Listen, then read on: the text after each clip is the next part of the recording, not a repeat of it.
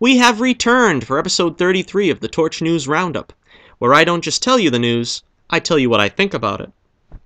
Just sit tight and let's go. So Constantine is getting a spin-off animated series on CW Seed. Much like the Vixen series, it's expected to run in something like 7-minute increments. And star Matt Ryan is providing the voice, as he has in the soon-to-be-released Justice League Dark animated movie. I'm not sure, but I imagine this is still sticking in continuity with the live-action series and his appearance last season on Arrow. It probably has nothing whatsoever to do with the aforementioned Justice League Dark animated movie. I'm not the biggest fan of the character, but I'm glad to see they're trying to keep the flame burning for fans of the show. Keep the flame burning. You know, that's kind of catchy. Speaking of the CW shows, if you're a fan like I am, you can all breathe a collective sigh of relief, as all 4 of DC's CW shows have been renewed for another season. This fall we'll see the 3rd seasons of Legends of Tomorrow and Supergirl, the 4th season of The Flash, and the 6th season of Arrow. As for Agents of S.H.I.E.L.D., according to ABC's president, Channing Dungey, Agents of S.H.I.E.L.D. has a good shot of being renewed given its success with the Ghost Rider storyline last year and its later airtime. So, good news overall. Reportedly, Ant-Man and the Wasp, starring Paul Rudd and Evangeline Lilly, is set to begin filming in June in Atlanta. The film is currently set for a July 2018 release. I've really enjoyed Ant-Man and his previous appearances in the MCU, and I'm really looking forward to seeing the debut of the Wasp. And, of course, the Thor 3 synopsis has been revealed as follows. In Marvel Studios' Thor Ragnarok, Thor is imprisoned on the other side of the universe without his mighty hammer, and finds himself in a race against time to get back to Asgard to stop Ragnarok, the destruction of his homeworld and the end of Asgardian civilization, at the hands of an all-powerful new threat, the ruthless Hela. But first he must survive a deadly gladiatorial contest that pits him against his former ally and fellow Avenger, the Incredible Hulk. Apparently Doctor Strange also figures into the film in some capacity, though no word on the extent of his involvement. I'm really optimistic about the Hulk's involvement here, since I wasn't really thrilled with his treatment in Age of Ultron. Now, in related news, rumor has it that Liv Tyler will be returning as Betty Ross in Infinity War, according to the Scottish Daily Record. They also announced that at least some of Avengers Infinity War will be shot in Glasgow.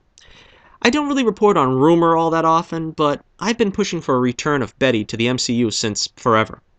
And with Secretary Ross showing up in Civil War, do I dare to hope? One person confirmed for Infinity War is Tom Holland as Spider-Man. Pretty much every other Marvel character has been confirmed at this point, including the Guardians of the Galaxy and Nebula. Still, really no word on Marvel's TV/Netflix properties making an appearance in Infinity War. Maybe they'll be too busy as the Defenders. Now, I really haven't been covering Ben Affleck's ongoing will he, won't he, over his potentially directing the new solo Batman film, titled The Batman, opposite Joe Manganiello as Deathstroke. First, Ben announced he'd do the film, but only if the script was perfect. Then we heard the script was in good shape, and they would begin shooting in the spring. Then we heard the script wasn't ready yet, and he didn't know if he'd even end up directing it. As of this recording, apparently he's back on the project, and is optimistic the script will be good. Now that's all roughly in the span of a month. A lot of people don't know what to make of this. Personally, I think Ben has a bad case of the yips that would rival Ronda Rousey. In layman's terms, Ben's gun-shy. He knows pretty much his entire career is riding on the Batman. He's built up a rep as a first-rate director, and he's not going to want to see that all crash and burn over a bad Batman movie. Zack Snyder has pretty much tainted the DCEU franchise at this point already, and with Ben directing the Batman, he can't lay the blame at anyone's door but his own. If another DCEU film fails to please, he can't hide behind "the studio made me do it." I imagine all that weighs pretty heavily on him, thus his ongoing case of the yips. I think once he settles into it, keeps his head down and carries on, the film will be alright. It looks like it's official. Woody Harrelson has snagged a role in the young Han Solo movie. Word has it, he'll be playing Han Solo's mentor.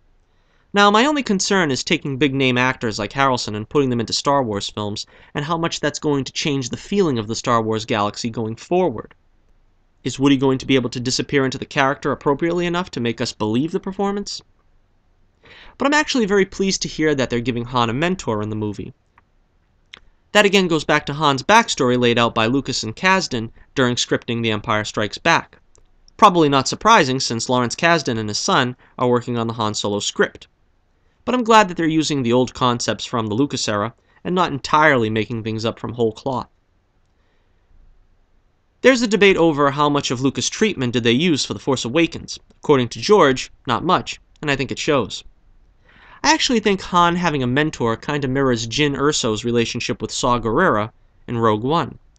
And using that as a segue, after seeing Rogue One a second time, I'm still impressed by it. I'm really surprised by the guts they had, killing off an entire cast like they did. I really wonder how I would have reacted to this as a kid. Imagine collecting all these action figures and seeing them all get killed off at the end of the movie. Some kid out there is traumatized right now.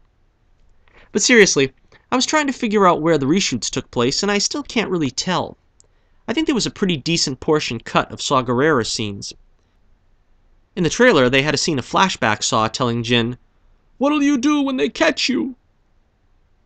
What'll you do when they break you?" And I can see why they would cut all that.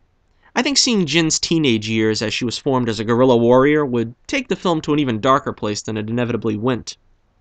Another thing that crossed my mind is how this was probably the best case of a diverse cast done well. Everyone makes a big deal about diversity in movies, and I always sort of bristle when people get all PC like that. But in this case, the diversity felt like it came about organically. I still can't seem to get behind having female pilots in the Rebellion. It takes me out of the movies every single time. And this is not something like, George Lucas wouldn't do that. He tried! He tried to get female pilots in Return of the Jedi, going so far as to have a female pilot in the movie that got dubbed over with a male voice. I always thought that guy seemed kind of effeminate. Imagine trying to explain that one to your kids. Mommy's in the new Star Wars movie, talking with a dude's voice. And there was a female pilot in The Phantom Menace. It's not that I'm against female fighter pilots. They had them in the original Battlestar Galactica, which I'm a fan of, and I never thought anything about it. I think it's just the old-school World War II style of air combat that Lucas presented in A New Hope and, subsequently, in Empire and Jedi that makes it hard to shake that vibe for me. Anyway, getting back to the Rogue One reshoots, what was actually reshot? Apparently, the original ending saw most of the heroes survive. A few images have surfaced that show Jyn, Cassian, and Baze apparently at the film's climax. It's doubtful we'll ever see the film's original ending, but what do you think? Whatever you thought of the movie in its original form, would you be interested in seeing a recut original version of Rogue One? Would you like to simply see the cut scenes on Blu-ray as deleted scenes? Or do you just not care about what might have been? It seems Rogue One is getting sort of a mixed reaction from the YouTube community. In that vein, I'm hoping to begin my Defense of the Star Wars Prequels videos this year. I don't want to put a timetable on it right now, but with my enjoyment of Rogue One and the excitement of Episode 8 at the end of the year, I'm sort of in the mood to do it. Whether you like the prequels or loathe them, it should make for some interesting reactions.